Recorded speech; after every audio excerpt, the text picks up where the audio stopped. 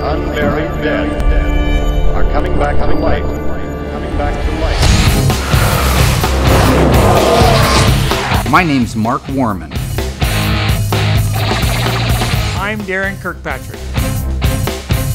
And we get paid to bring dead cars back to life. We work with my best friend Royal and my son-in-law Josh. We search far and wide to find how a car was built, where it spent its life, and how it died. After that, we bring it back to look exactly the way it did on the day it was born. If we don't kill each other.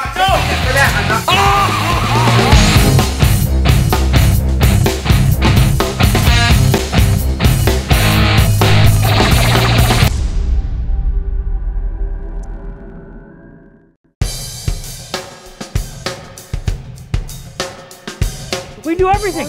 We do everything. You do nothing. We do it all. And everybody's we talking prepare about and do everything, and you just come out and put it together, and you get all the glory. Everybody says the same thing. I could do all of it by myself. But you know what? You want to? How long would it I don't take want you? to. Yeah, be careful. How long would it take you? I'm mature enough to realize I can't do it all by myself. So right now the guys are kind of ticked off because I spend a lot of time up in the office. What I got to get across to them is that because I'm in the office doesn't mean I'm not working. You know, once again, now he's got Now more. where are you going? You know exactly where I'm going. The counseling on him is not working. It's not working. You want a job? Here's your job. What is it? You're going to help me. What Because what did I tell you about working on a car?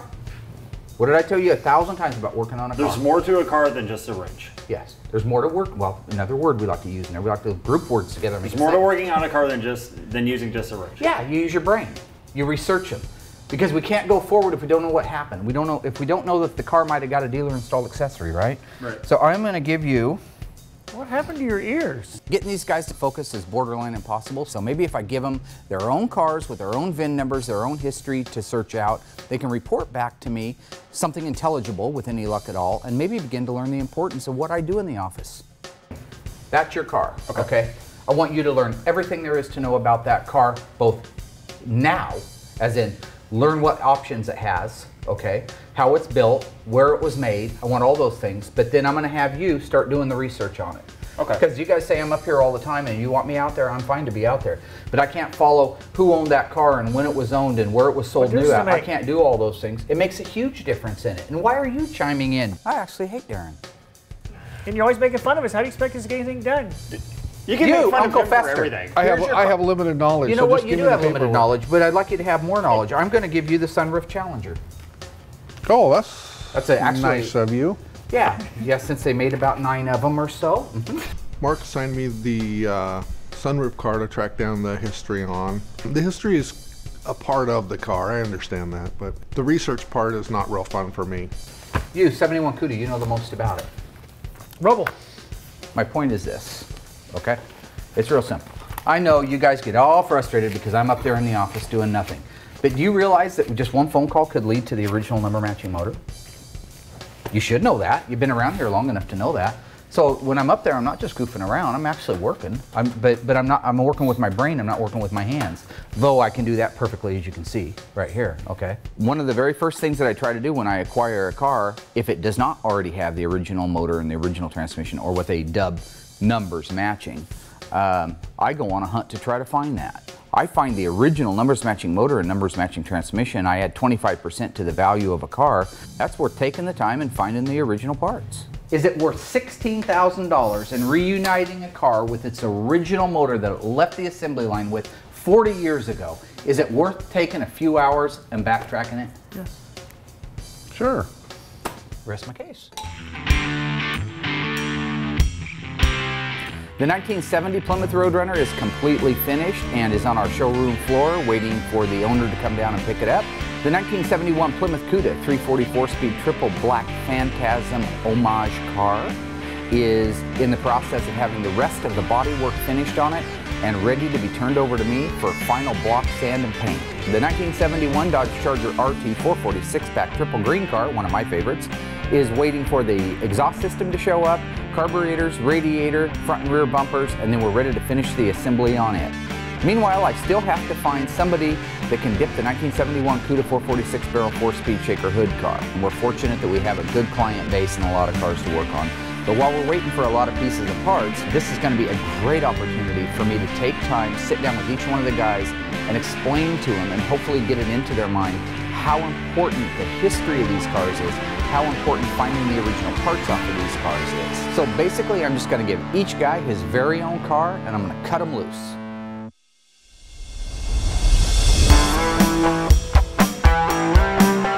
I'm setting Josh up with the sandblast pressure pot so he can do the few spots outside on the 70 sunroof car. Darren and I are going to start doing some research history together on the orange 71 Cuda.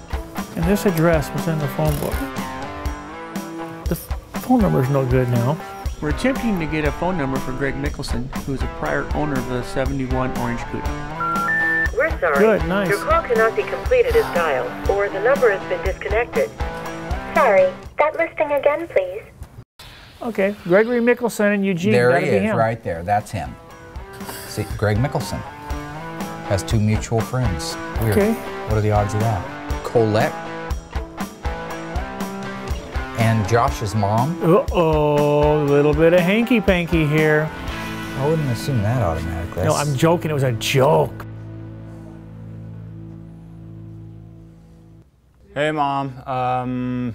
Give me a call back. You said that you were headed down here. So I've been trying to get a hold of my mom for the past hour and a half. My mom apparently knows Greg. I don't know how. Nothing. I've tried calling, tried texting. She hasn't called back or text back or anything. Yeah. Wow, now you answer.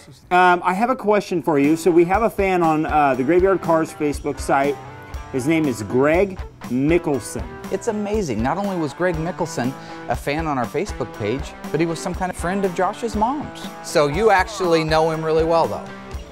Yes, I do. I know him. He works out every night. Works out at the Fall Creek Nursery out there. Yeah, I can. I'll Facebook him and see if I can get his phone number if you want. That would be great. Okay, cool. All right, thanks, Terry. Okay, talk to you later. Okay, bye. All right, thanks, Mom. Okay, bye, honey. Okay, bye. There's your small world for you. If you do anything stupid, I'm gonna kick your kidneys in, you fool. We're gonna go check out the crash site. It brings back mixed emotions. I start cutting the heck out of his motorcycle seat, and I don't see him for days after that.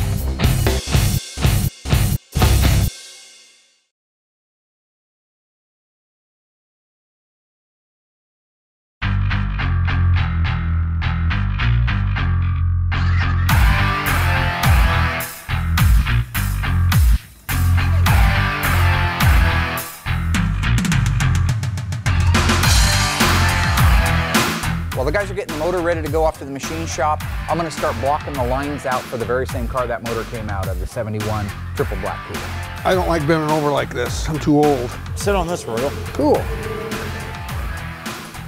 Where's mine? Oh, God, it's always got to be about Darren. Oh, Josh, what is wrong with you? To get a car glass smooth with perfect lines, one of the things I have to do is establish the style lines in the beginning, and I do it with tape. I'll usually put a mark at the very, very front, a mark at the very, very back, and I put a piece of tape between them. So once I do that, I mark that style line with my pen every few inches. So right now I'm getting ready to do the final block and glaze coating that has to go on. So I'll take and sand back and forth. It's called cross sanding. Overall, it has to be flat as glass before I spray my first coat of paint. That feels good to you. As long as you've been working on it, it should be. No, it needs more material, that's what I'm saying. Why? You can't feel that. Gouge out my eyes, set fire to my face, and I can still feel that. Let's blindfold you. Blindfold anything you want, fool. Okay. Darren was just over there helping me with blocking the deck lid, and like I tried to explain to all of them, you have to know, you have to have the feel in your hand. If you have the feel in your hand, you don't even need your eyes. That sounded better with a choking to death. Hey, you look like a ninja. Ninja turtle. If you do anything stupid, I'm gonna kick your kidneys in, you fool. Okay, hey buddy, right there in front of you. Now you already know where it's at, because you know the... How do I know where it's... Spin it around! Spin well, you it still around! know the shape of the deck lid. Hey, come on up here, come on.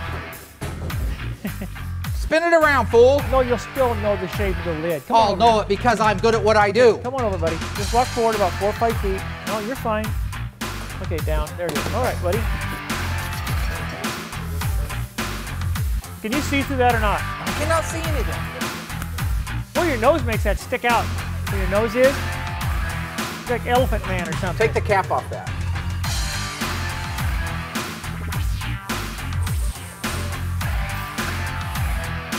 Get the f out.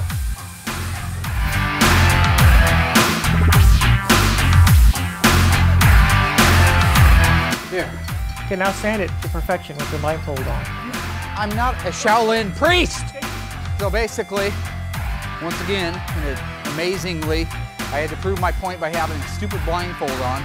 I found every high and every low completely blind, and they sanded in agreement with what I found on the lid. So, you're welcome.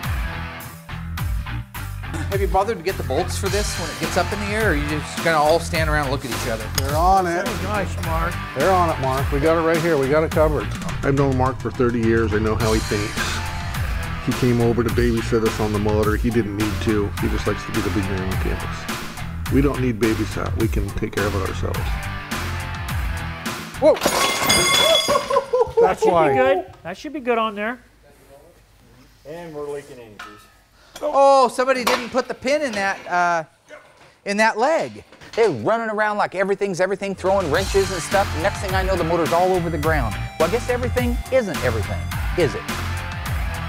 Well, what just happened is the pin was missing in the leg. I knew it when I started to lift it up. I looked for it, had asked somebody else to look for it. Nobody found it, obviously. God, you guys are miracles, just walking miracles.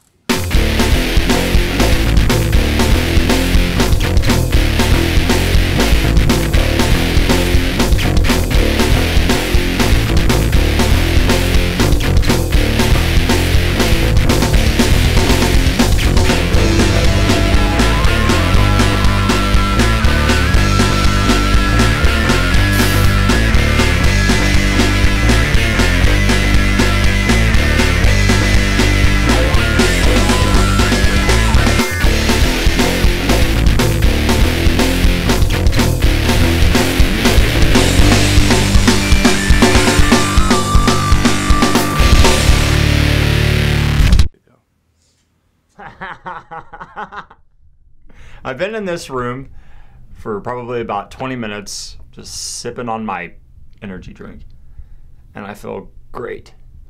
So kind of playing the waiting game on Mark, you know, which is fine, but I kind of wish he'd hurry up at the same time. There's knowledge to be known. Something. I assigned Josh the 1971 green Charger RT 446 pack car. I want you to be able to report to me one cool thing. Okay. I mean, that'll make you a hero. I'll grab the phone. You just give me a second. Dan. Okay. So there are two names and phone numbers on the outside of the jacket for the 71 Charger RT. Dave and Jim.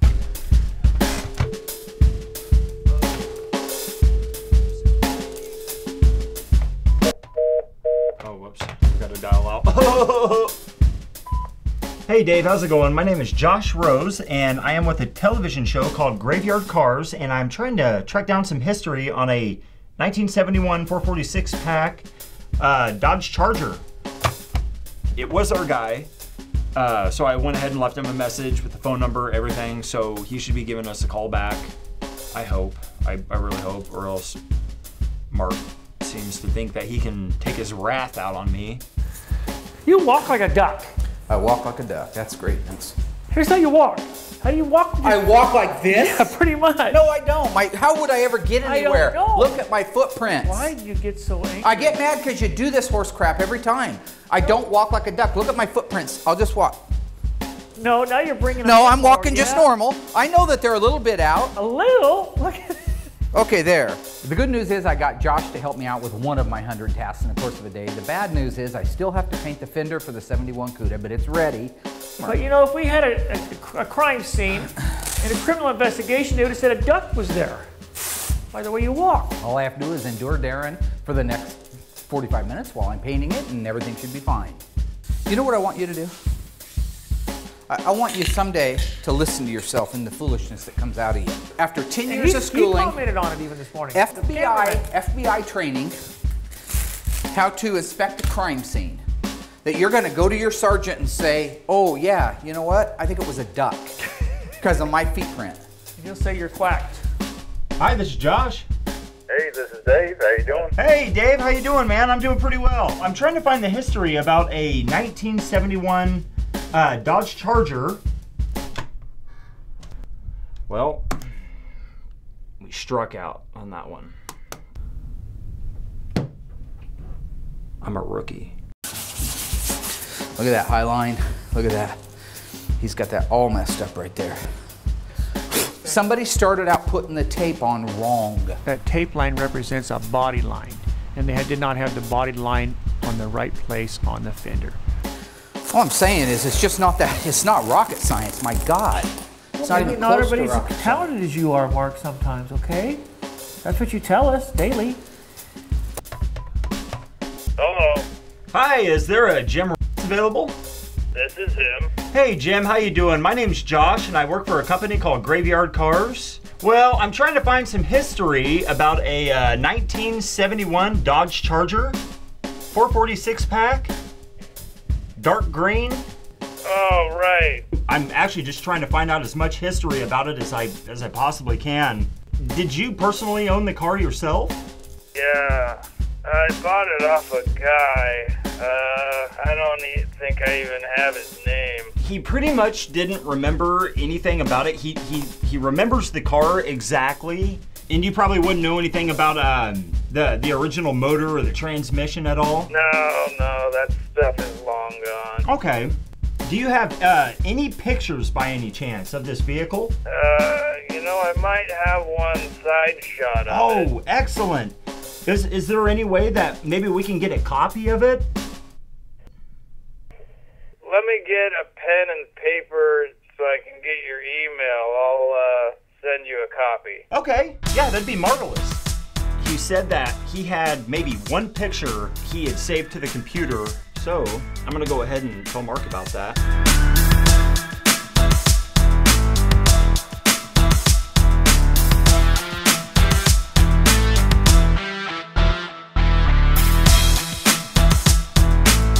I really enjoy doing the actual spraying of the cars. The thing is, when people say that 90% of it's in the prep, it really is. It's probably more like 95% in the prep. So it's just great to be able to finally get to the point where you can hold the paint gun in your hand and lay out that sheet of glass that you've been telling everybody you're gonna do for the last 2 months. You're gonna find out what life was like on 14th Street. Once you start making phone calls, the odds of finding something out are gonna increase by like a factor of 10. We're gonna go check out the crash site. It brings back mixed emotions.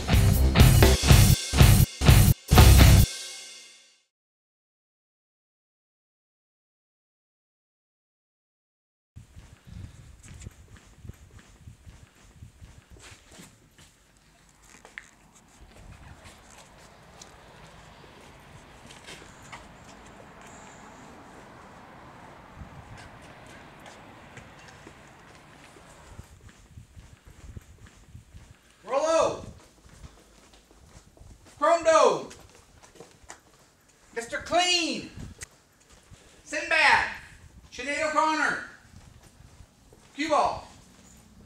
You seen Cue Ball?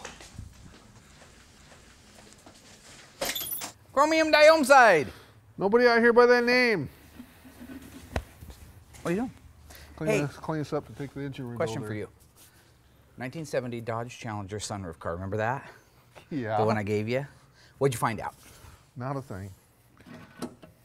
Is that why the file's still set next to my desk? Yep. I have not found out anything. Because you haven't made a phone call. Because I haven't made a phone call. That'll help. Now, once you start making phone calls, the odds of finding something out are going to increase by like a factor of 10. I'd rather be producing on the car, putting the car together, you know, watching it come together. That's more fun than searching the history. You don't think it's important, do you? Truthfully. Yeah, it's just not something, I don't like talking on the phone. Do you remember where we grew up? Yeah. We're going on a tour to Springfield. You may not like it, but you're going.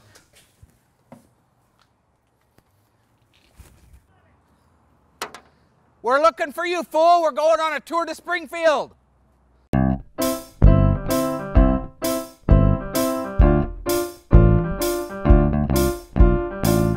I have a question for you. I'll be heard. Do you know what it's like to have a passion about something? What are you passionate about besides your family? Like what video? I know you're into video games. I love video games. I love music. I have a passion for good music. Okay, but you haven't got an ounce of talent in your body. Tell me about something you can be talented at. Drawing.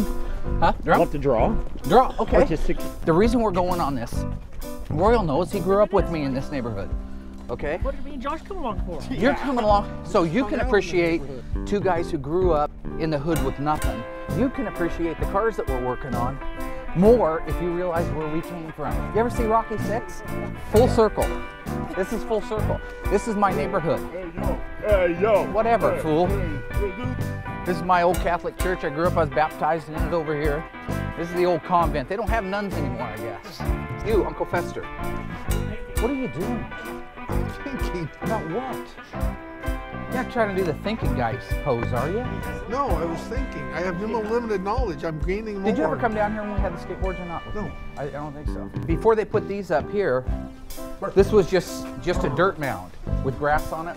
We'd play King of the Hill when we was kids down here. Ride our skateboards around.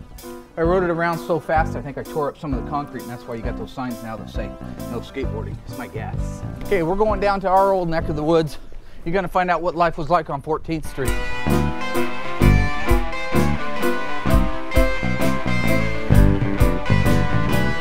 Hello. They must not know who's walking across the street. If they did, they'd be swerving trying to hit you. Probably working on one of their cars. Oh boy.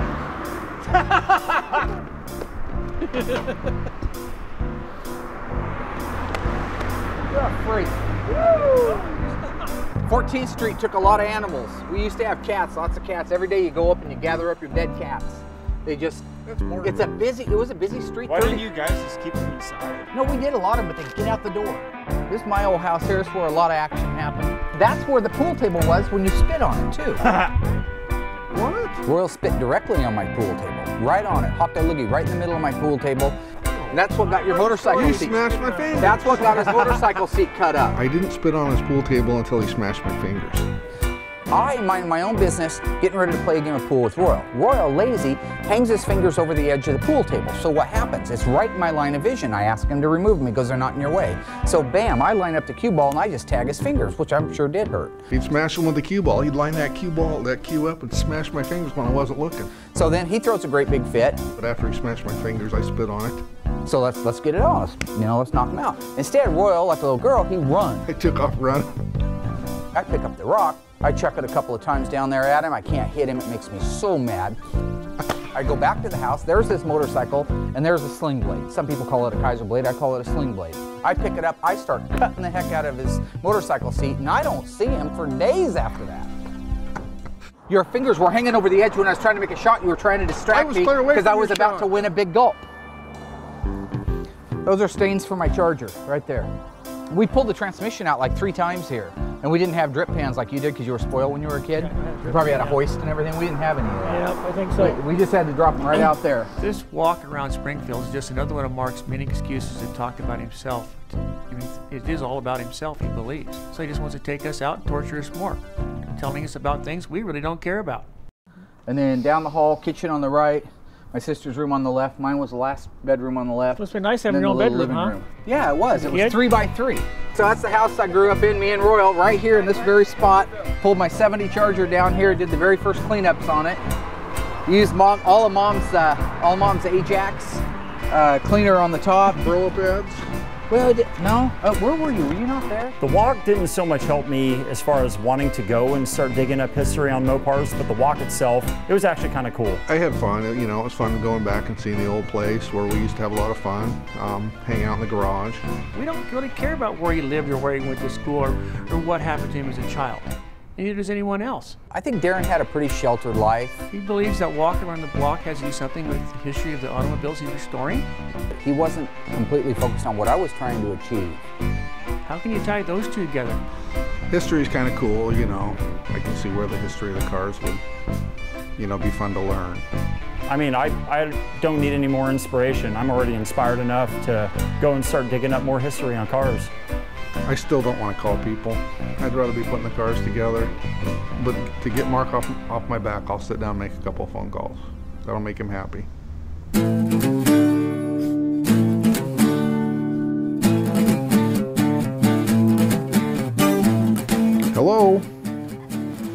Hi, I'm Royal with Graveyard Carz. Have you seen this on TV yet? I'm just calling to see if you or anyone you know knew about a 70 Challenger with the sunroof. I'm just looking for some information on it. If you could call me back at this number, I'd appreciate it. Thanks.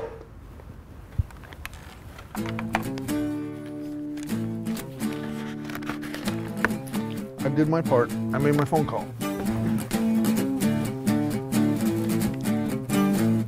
made my phone call, just like you told me. I know you did. I know you did. I just called him. Call him again.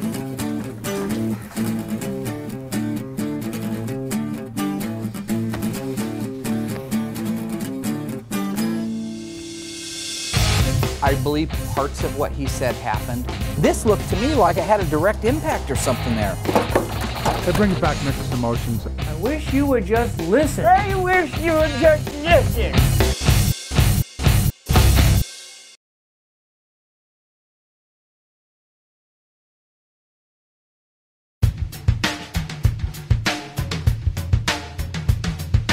Hello? Hey, is this Greg? This is. Hey, Greg. We finally got the telephone number for Greg Mickelson, who used to own our beloved 71 CUDA 446 barrel orange car. So can I pick your brain a little bit on that car? Sure. Working on these cars means history. We got the car like from a guy out of Medford who got it from a guy outside of Culp Creek area. When you have an idle minute and no part in your hand, do the other version of work on these cars up here. And he got it from the kid that wrecked it. When I talked to Greg, he had also heard urban legends about how the CUDA was wrecked. What he did was he turned around and he was passing one of his buddies in a truck on a corner out by Monroe, and it was, you know, like one of those real just hairpin corners. Some of the things added up to the stories that we were told years ago when we got the car, and other things weren't so clear anymore. And then he flew up over the top of the truck and landed backwards and, you know, kind of crunched it going back the other way. Jeez. How fast was he going? Did he ever? Probably about 80 or so. Jiminy. In order to put the tires on it, I had to cut 3 inches off the front fenders in the front so it could actually have a turn radius. So one of the things that I always do when I'm talking to somebody who claims to have owned a vehicle in the past is try to extract some kind of information about something that was done to the car that might still be represented today by looking at the car. So off the front of the fender, there's a, okay, because I've got one of the original fenders. Yeah, if you look down towards the bottom, it's been black or a couple inches. That was to accommodate the 50 series tires on it all the way around. And that's how I know that he's talking about the exact same car that I'm talking about. Yeah, and it also had for the 4-speed, it had a console with a pistol grip shifter in it. It had the console? The data plate for the 71 CUDA shows clearly that the car was not built from the factory with a console in it. Someone might have added it later. I really had a nice time talking with Greg. I asked him if next time he's in Springfield, if he wants to come by, show him the old graveyard, show him all the cars, show him his old car. Like I said, I'd love to drop by there. It sounds pretty cool. See if it looks any different than when he owned it last.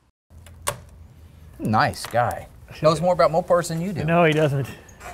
He sure did. He sure doesn't. Well, he sure did. A couple things that I thought were weird. He says it had a console, but you know what console brackets look like, right? Yeah. One of the things that Greg remembered about the CUDA when he had it was that it had a console, which is interesting because there's no C16 code on the fender tag to support that. The console could have been added by someone, but there was no brackets put on the floor. Therefore, if it was added, it was not added correctly. There's no sign that they were ever in there. The console bracket is very prominent, it's welded to the floor, and it's not there. It didn't have a factory console. The data plate would have called that out? It would have. It would have been a C16. Now, one thing he said in that was that he put those big TA50s on it, which everybody did. The TA50 was a really wide tire. It was made by BF Goodrich. It was called the BF Goodrich TA Radial. We just cut it down to TA50s or TA60s. A lot of the guys that wanted the big wide tires on the front had to cut a piece of the fender off so that on a turn, the tire would clear the fender. He said he cut that fender. And there you go. Greg says that this thing went over and hit into a ditch and then somehow flipped up or something. The most confusing part for me, because I've really analyzed the stories of the original crash, was Greg's version of it. And then this truck went under it and it clamps and it rolls back down on its wheels into the embankment in the back. The guy that wrecked the car said he went out around on the left-hand side to pass the truck as it got straight. That's when he oversteered, lost control, hit an embankment on the right-hand side, got shot across the road to the left-hand side, hit an embankment, and ended up laying dead in the middle of the highway. I believe parts of what he said happened, truly did happen, but there's evidence that exists on the car now that do not support everything he said that happened. Look at this. Doesn't that look like it went sideways into a pole or a tree? That's the kind of point. impact you get from that, yeah. That's my point exactly. Mark is going to send Josh and I out to the crash site again to see if we can find out any more clues as to how the accident actually occurred. So this is the right fender. It could be anywhere. If he went around backwards, it could be on the opposite side of the road. We're going to look for a pole and or a tree and or a post that the car might have actually come into contact with back when it was wrecked back in the 80s. I want to know if there's a pole anywhere there that would do that damage.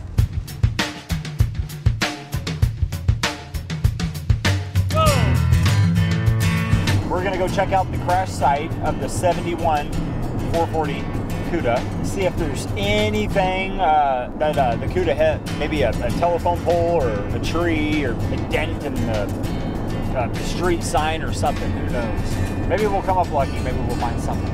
I've actually never been up here before, so and I've got my little navigator right next to me. Ain't that right, Darren? Wake up!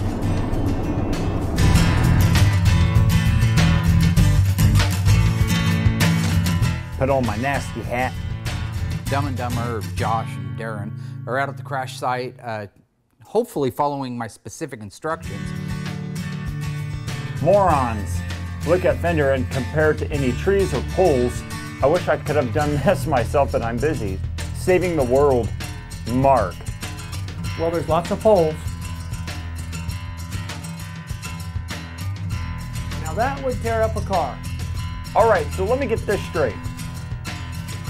The driver of the CUDA, they started up there, they started zooming down the street, and he started to lose control right about where that sign is up there.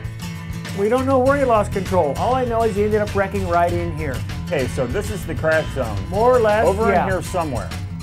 If they pay attention to how the car was crushed on the right front and the left rear, all they got to do is find like a pole. See that little tag? So go down there, over there, jump the ditch, go over there and get that little number off that big tag. That'll tell us Or probably. I could just take a picture with my phone. You're not going to be able to read the picture, are you?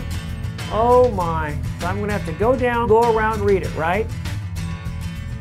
I'm not going to attempt to jump the ditch.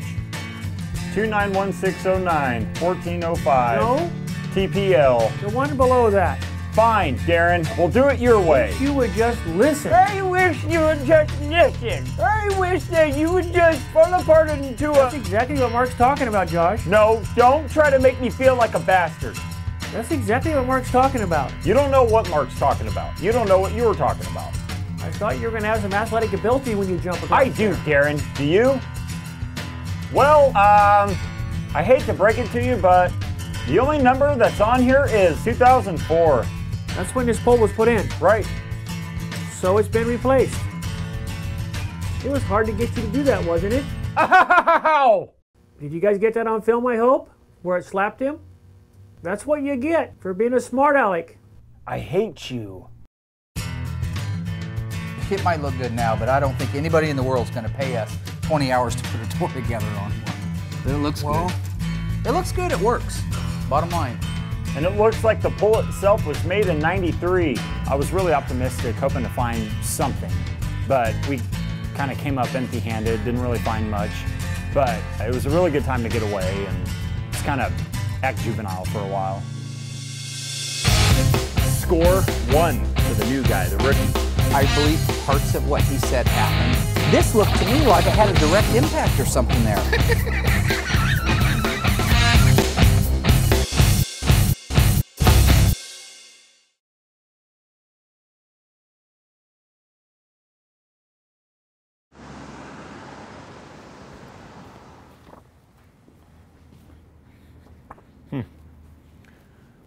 Very nice. Well, I got in touch with Jeff, and he sent me a picture of the 71 Charger 446 pack.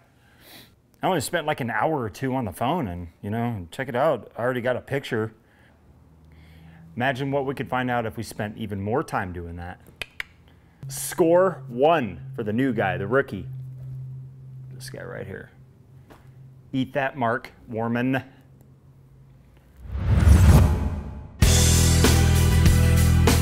You know, I thought this thing was long gone. Does it look any worse than when you owned it?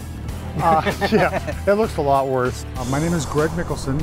I owned the car from the late 70s to the early 80s. I was the last owner to have the car that didn't crash it. You actually had it for a while. Yeah. And you drove it quite a bit? Oh yeah, it was a definite chick magnet. There's no doubt about that. That's the beauty of the Cudas, man. They oh, did. yeah. Every one of these cars that has spent any time at all on the road has a story to tell. If you look at the front end of this, I've had this on the frame rack, and I know it looks sad, but we've already made pulls on it. It still looks bad. Yeah. But we have the rest of the front end pieces out back. Mm-hmm. My problem is everything's this way. If you look at this apron, it should be in straight line with this right here. Mm-hmm. So this edge of the fender should be here. So it's over a foot. Greg took a few minutes with me, and he explained to me how he had heard about the wreck. You know, here's the car here. He comes around it like this. He oversteers coming back through. He loses it. On that side of the road. Hits on this side of the road, on this side over here, and then flips up and over the top of him. That makes sense. And because that way it catches the back also too. But and that corner is kind of consistent with something like that happening. He could have come back up, some version of it, up, and that truck came right underneath him. Correct, yeah. So he told me that the Ford truck and the guys, they were buddies of his. Yeah. That there was actually orange paint on the roof of the truck. There might have been as he was flying over it, but so I you mean, think he literally flew over the top? If you catch something in the ground and turn around and go 10, 15 feet up in the air, I mean, that could happen really like quickly. A catapult. Yeah, basically, yeah. Just like all the guys I know who ever had muscle cars, we had to sacrifice the cars to be able to support the rest of our lives, which usually meant family, school. I met a gal, does either lose the car or lose me, same story, so I lost the car, kept her. Well, now she's gone, I wish I had my car back. It was one of those things of where you got laid off and you know, you just had to make ends meet. You know, it's one of those things of where you kind of bite your tongue and say, you know, well, I'll get another one or it'll happen again. But, you know, the reality is that, you know, those are a one in a lifetime type deal. So, you know, you're not going to see something like that again.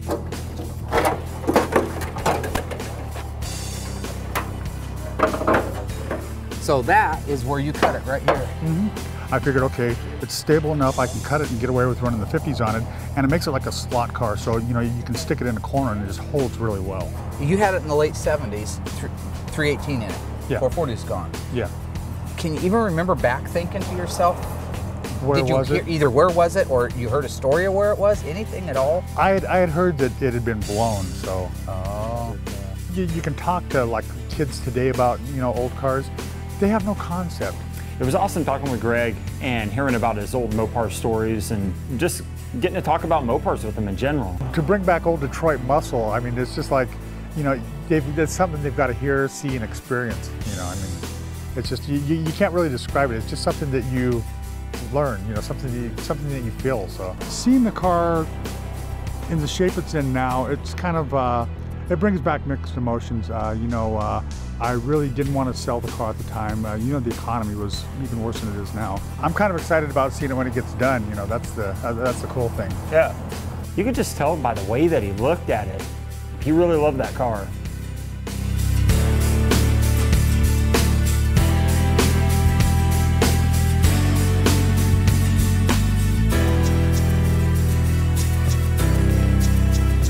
Oh, look.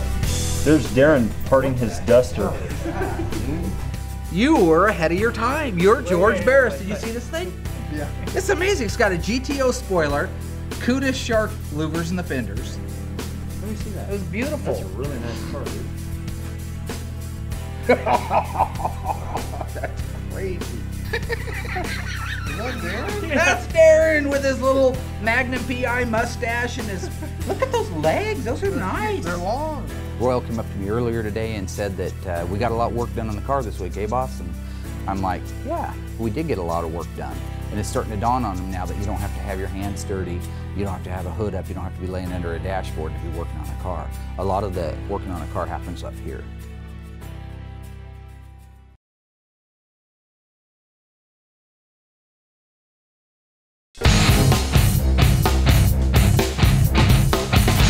Things are going well at Graveyard Carz.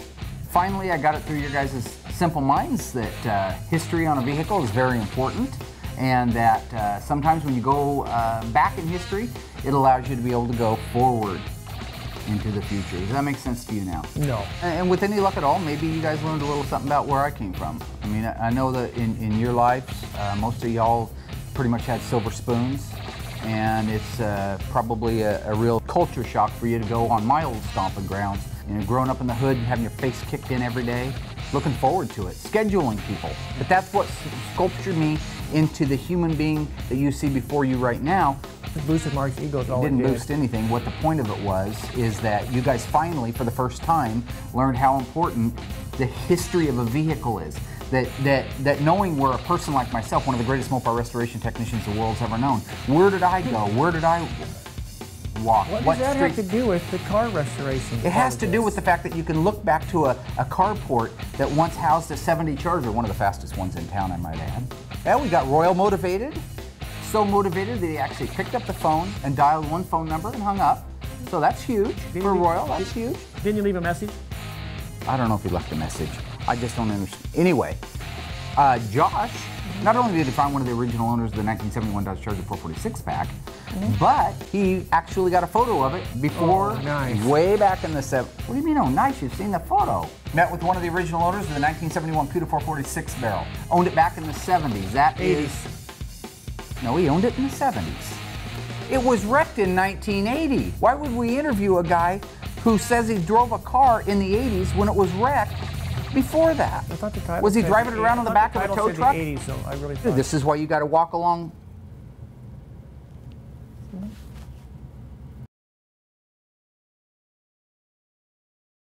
Hey everybody, Mark here from Graveyard Carz. I can't put the top up until you hit subscribe. So I'm begging you. Hit subscribe.